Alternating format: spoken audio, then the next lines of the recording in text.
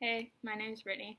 I decided to focus on Millie Bobby Brown. My country was Spain, and I didn't know anyone from Spain going into it, so I had to Google a list of people from Spain, and Millie Bobby Brown just so happened to be from Spain.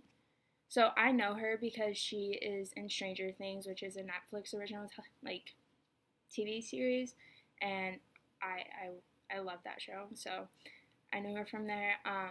I also did a little research and I felt like I could kind of identify with her because she moved around a lot and I did too, and then she's also a talented actress, so I thought it'd be cool to do some research on her.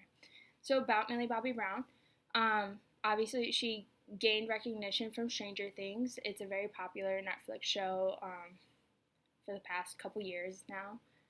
She was born in Spain to English parents, so many people don't know, but she has, according to Louise Smith from USA Today, she has a British accent, and I don't think you ever get to hear it in any of her roles, so fun fact. And then she was accused of being homophobic. So according to a Bad Santos from Vox, there were low resolution photos that were being surfaced on the internet where people would write crude homosexual or homophobic statements, and a lot of people associated it with Millie Bobby Brown because they were pictures of her, but it was just people stealing pictures and using her, and she didn't really have anything to say for it because it wasn't her fault and she didn't really know who was doing it and why.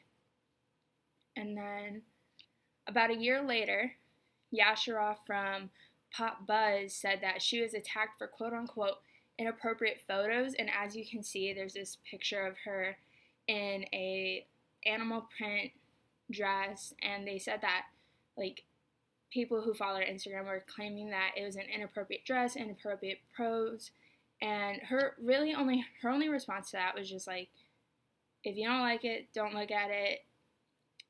Also, why do we have to be so negative and hate on one another? So, I mean, she responded to it pretty well. So in terms of handling the attention and all the conflict, she typically avoids getting too involved with it, and she remains mature and professional, which is really good because, she's young and she has quite some time ahead of her before she really needs to be losing that balance.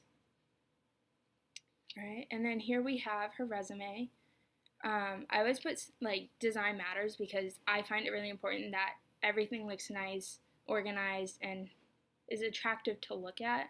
So I did a quick who is she, what's her goal, what's her purpose, what's she done, and then I do her work experience. You got movies and television separated. It gives an idea of what kind of experience she's gotten into, how long she's been working, and just kind of what she's capable of.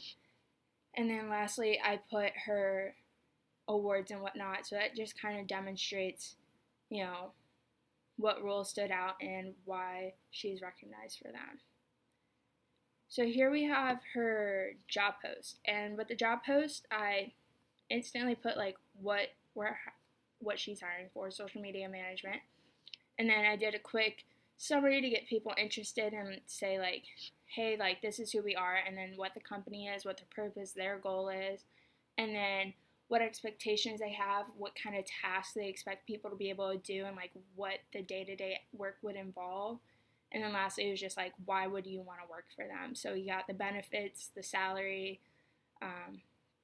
location, and whatnot. And I ended it with her letter. So her letter is basically just turning down a role, and I feel like that could be a really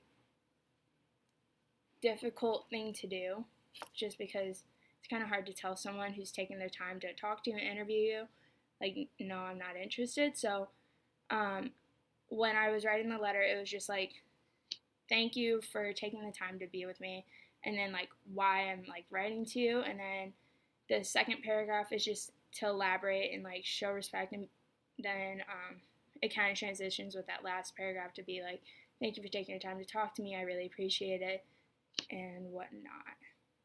And then that's it. All right. So thank you.